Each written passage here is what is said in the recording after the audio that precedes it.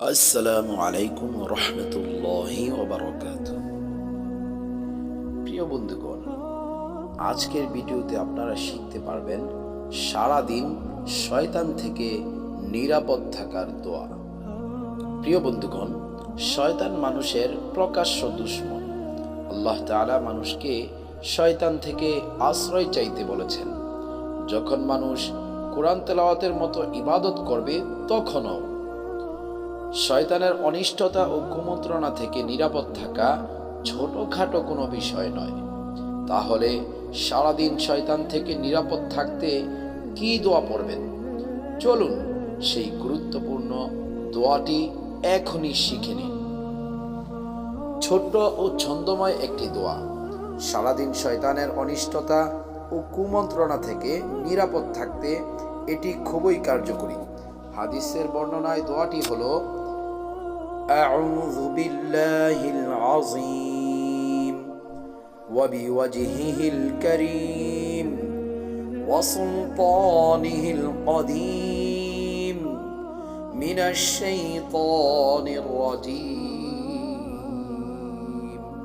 অর্থ: আমি মহান আল্লাহর কাছে, তার মহানুভব চেহারার কাছে, তার অনাদি অনন্ত কর্তৃত্বের কাছে বিতাড়িত শয়তান থেকে আশ্রয় চাই।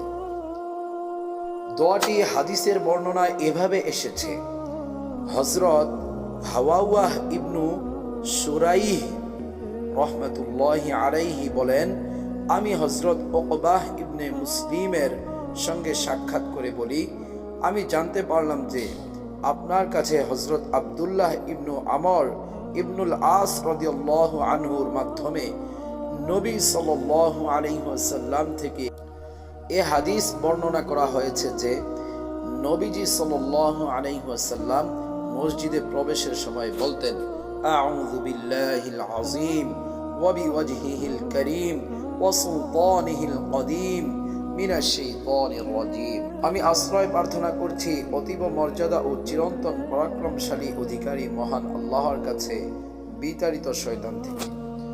হযরত উকবা রাদিয়াল্লাহু আনহু প্রশ্ন রেখে বললেন, এতটুকুই? আমি বললাম, হ্যাঁ। এবার হযরত উকবা রাদিয়াল্লাহু আনহু বললেন, কেউ এই দোয়া পড়লে শয়তান বলতে থাকে যে এ লোকটি আমার অনিষ্ট ও কুমন্ত্রণা থেকে সারা দিনের জন্য বেঁচে গেল। মনে রাখা জরুরি, এই দোয়াটি শুধু মসজিদে প্রবেশের জন্য পড়ার দোয়াই নয়, বরং সারাদিন শয়তানের আক্রমণ, অনিষ্টতা ও কুমন্ত্রণা থেকে নিরাপদ থাকতে প্রতিদিন পড়া জরুরি। আর শয়তান সারা দিনের জন্য এই দোয়া পাঠকারী থেকে দূরে সরে যায়।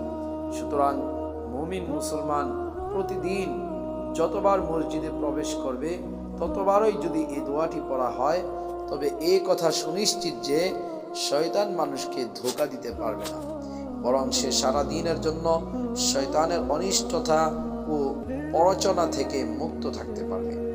আল্লাহ তাআলা মুসলিম উম্মাহকে প্রিয় নবীর শেখানো দোয়াটি পড়ার তৌফিক দান করুক, আমিন।